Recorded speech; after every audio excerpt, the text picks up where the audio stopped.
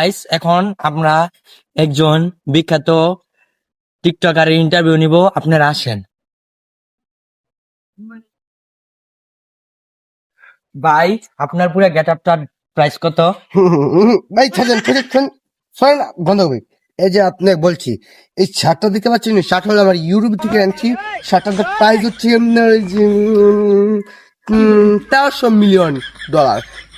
আপনি কি যে দেখেছি জুতা স্টেপ 1390, এটার নাম নিচ্ছে আমাদের 4,55,000 টাকা। ওটা তুইলাম।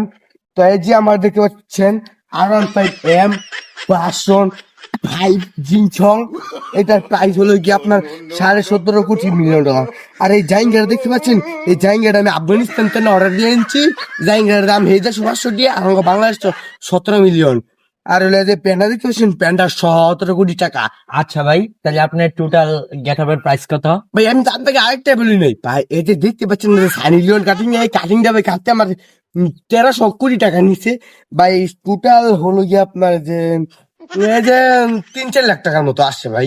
আচ্ছা, আপনি কি কাজ করেন? এই যে ভাই ক্যারি চাপা মারার জন্য আপনার লগে চাপা মারছি।